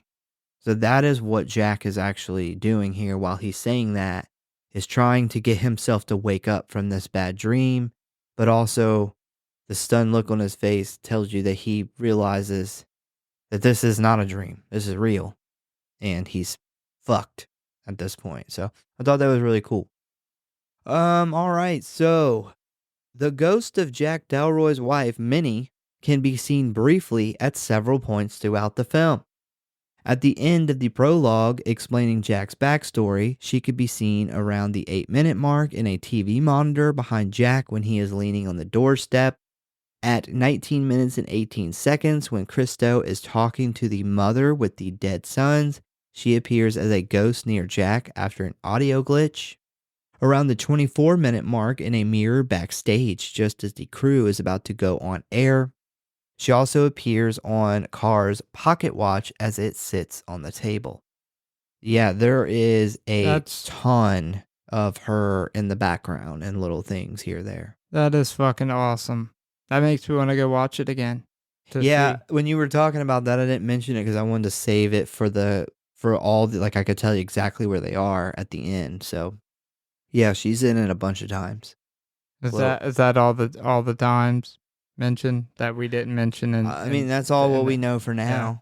now. I'm sure that They didn't well they didn't mention the one where the screen's black. no, but there are That's if you interesting. go in like chat sites or whatever, there's a lot of people mentioning where they seen here or there where they seen her. That's So really cool. I love when a movie puts like Easter eggs like that in there. Especially that gives me a the Haunting on Hill House vibe yeah. where you find out that there's all these different things in the background that you would have never noticed. Yeah, it makes you want to go back and watch it specifically looking for that because I didn't look for that when I watched it. So it's really interesting. In all the conversations I've seen online with people talking about it, a person would see one here, one there, and everyone was kind of trading different spots that they picked up. And there was nobody who's seen them all. It was always like this person seen here, and this person was like, no way, I didn't see that. Well, did you see this one? And it makes it really cool. So, the name of the mysterious men's only club situated in the California Redwoods was The Grove. It was inspired by the real life Bohemian Grove, located at 2061 Bohemian Avenue in Monte Rio, California. The Bohemian Grove's membership boasts several politicians, including 3 presidents of the United States. I believe 2 of those presidents was Richard Nixon and Ronald Reagan, which is really interesting because both of those guys were big time Republicans, were all about Jesus and church and all that stuff, but then they were involved in this. And sacrificing kids, it's no Yeah, big yeah, deal. found it really interesting. But yeah, it also had industrialists and other noted figures. One of the real Grove's founders was Ambrose Bierce, author of several horror stories and the Cynical Devil's Dictionary. The Grove's rituals, which have been described as falling between occult and kiddish, include frequent images of owls. Traditional folklore states that if a person makes a contract with the devil for earthly goods, the devil comes to claim his payments in 7 years. The documentary footage at the start of the film shows Delroy at the Grove in 1969. His wife dies in 1976, 7 years later. Hmm. That's interesting. The footage of the SWAT team raid is actual footage of the LAPD's attempt to serve a warrant at 1466 East 54th Street on personnel of the Simonese Liberation Army, also known as the SLA. It was Sunday, March 19th, 1974. The SLA was the group that kidnapped and brainwashed Patty Hearst into joining them during several armed bank robberies. This is the actual footage from the raid. Hmm. That's why it says Real House. Looked real good. Oh, that the house was there. The house that they showed was the house that. I mean, I didn't go back and watch the raid, but that was just that whole raid scene of them like attacking the police going after this house or whatever and shooting at this house. I Those I footage of the wonder if raid. it's because I know that the footage is kind of from the side, kind of a couple houses over. I wonder if that's the house that they used I with assumed the it would, front but it shot. could be different. Yeah, I don't know. Yeah, that house was fucking rough looking. Still That really was cool that was so. I actually just recently listened to a documentary podcast about the SLA and the whole Patty Hearst thing, and a lot of the members died. I know that the founding member died in that assault. So there was a lot of members of that group that died, and a couple of the members and Patty Hearst actually was able to escape, but the rest of them were pretty set on fighting till the death. mm. Yeah, that's the house that they showed in the news clip up close, like at the front of it. Yeah, that house is fucking haunted for sure. There's ghosts in there, no doubt. All right, so ratings and kill count. The total kills is 14. You have the cult leader who killed himself, at least 7 cult members who died from either gunshots or the fire. Madeline Minnie Delroy died from cancer caused by Jack.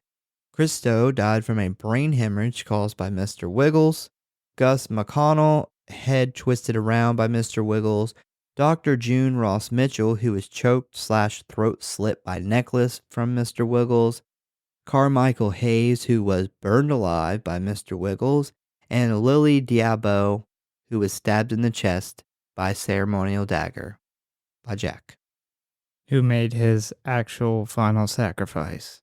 Yeah, I think that makes sense because that the very end that transmission says, and then it is done. So we see really the beginning of this deal and the end of this deal in this film. Yeah, when that clicked to me, I was like, "Holy shit!" I was wondering if that's something that is widely obvious to everybody else. I don't I don't know if it is, because I will say that the only complaint I've ever seen about this movie was the end. Well, that makes the end make a lot of sense. Like, it makes perfect sense. Every time I read that, I'm just kind of confused because I'm like, man, the end was awesome. Yeah, I will say when we did the review on it, after watching it the first time, the end was confusing because you don't realize quite what's going on. Well, you need to see it again to connect the dots for it to make a lot more sense. Yeah, and then paying really close attention and realizing you get an idea of what parts he's hallucinating, what parts he's not. And I think they showed some random scenes of the show, like him doing that skit with the cave woman and stuff like that, to show you that these hallucinations are, although he's hallucinating them, these are actual things that really did happen. And kind of to show you that with his wife, that conversation with his wife was an actual conversation he had with her. But yeah, I could see where there was some confusion there, but once those dots kind of got put together, there's no confusion on the end. Favorite kill? I picked Gus having his neck snapped back and him falling through the table. It was just, for one, its connection to The Exorcist. I like that. I just thought it was so fast, and I thought the fall through the table was just the great cherry on top. I will say a close second, June's throat being cut, her almost being decapitated. As far as effects go, that was the best kill. But my favorite was Gus, just because it was so quick. Like, it happened so fast, you're like, holy shit. Mine was Dr. June Ross Mitchell. That throat cut was good. It was done good. It looked good.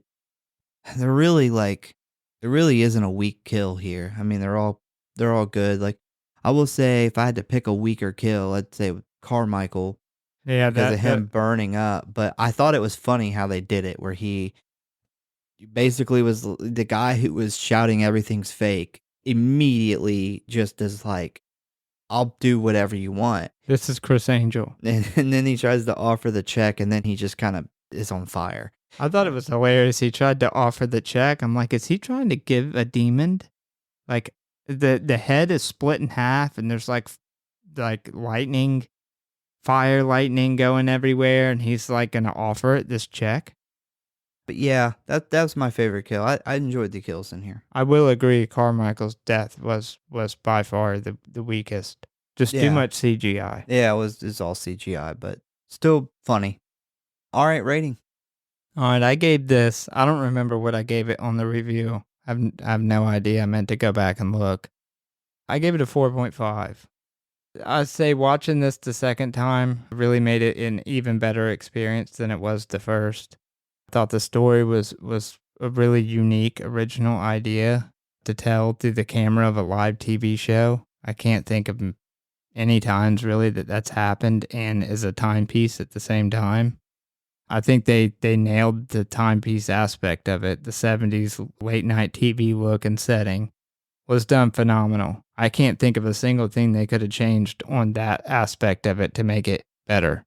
That was great. I love that they used real life events and characters frequently in the movie. They did that the entire movie. Like, there's so many places and characters that are based off of real life stuff. That's something you don't get in very many movies. The use of symbolism and foreshadowing with the owl, I really liked. I will say the possession scene was, I think it is the first legitimately really well done exorcist possession scene I've seen done in a long time. My only major criticism is the overuse of CGI at the end. I wish that they could. I get you have to use CGI at certain times. I wish they would have wrote the end of that movie when, the climax of it, when all that shit's going down. I wish they could have wrote that with a little less CGI in it. But overall, I thought it was a unique delivery on a possession story, and I would say a must watch for any horror fans. Yeah, I give it a 4.4, and the only things I really knocked on it was, I agree, some of the CGI. I mean, it's hard to say, it's only got a $2 million budget. Yeah, Um, but what budget did like Terrifier have? How many people did they cut in half well, they and fucking didn't. mutilate Yeah, I and mean, but they weren't having to, burn somebody alive from the inside or create a ghost. well, that's what I meant though when I said like I just wish they would have wrote it, because I get there's no way to do that without CGI. Maybe just wrote it different. The other major thing that I would knock on it is they go through the whole movie in found footage. I mean, we see the found footage of the show, and then we see even this behind the scenes found footage, and then at the very end they abandon it to go on, and we know they abandon it because the aspect ratio of the shot completely changes. We're now in a cinematic shot. We're following Jack around through this, and I don't really know any other way they could have told that part of the story in found footage. But I will say that it just bothered me a little bit that they go through the whole movie going through all this found footage, even have a person backstage filming them, and then they kind of jump ship at the very end. I don't have a better answer for what they could have did, but that's the only thing that I really could come up with negative. Honestly, I'm fine with it. I've seen some people complain about that, but that doesn't really bother me. That's if I had to pick a negative thing besides what we were saying with with the CGI issue for me is the ghost. Mm. Didn't look great. It Other was than that, I don't really care. Everything else is good enough for me. But yeah, just kind of jumping the ship on the found footage at the end. Yeah, well, one thing I will say about that, 'cause that didn't bother me because I thought about that too, and I'm like, there's no way that they could have showed what happened in his past or what his thoughts were without that. There's just no way. But I do really like that they did change the aspect ratio in those scenes to separate them. So Yeah, they don't try they to hide it. yeah, they do a really good job of, I think it makes it a lot less confusing because No. you're able to, they do, by changing that, they do such a good job at separating the two. Whereas if they would have done it in the same aspect ratio, it would have been really confusing, I think. If people are already confused about the ending, that would have been a complete shit show. So I will give them credit there. I can't think of any way they could have did it different. I think for having to do it to change the aspect ratio and to show it in a different light, I think was a good call. Well, I am really interested to find out what's at the end of that VHS tape. I I would imagine nothing. I would imagine it.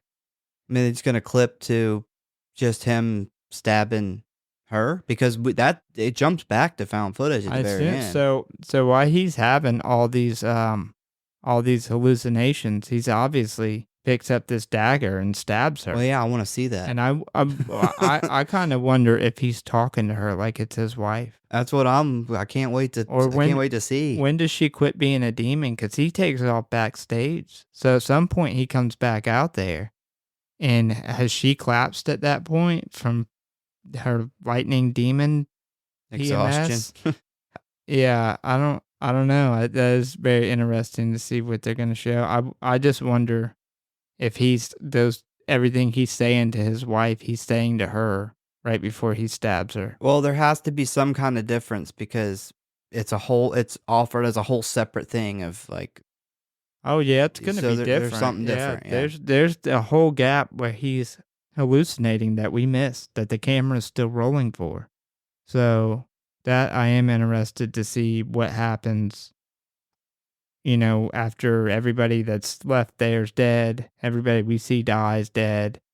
The audience has got the fuck up out of there. He's taken off backstage. What happens in that span of time? Once again, we thank you guys for listening. Please give us a follow or like if you enjoy the show. Check out the website, check out the socials, tell a friend, a family member, or your local satanic cult about the show. We hope to see you next time. This is Jack Grindhouse signing out. Stay trashy, late night horror fans.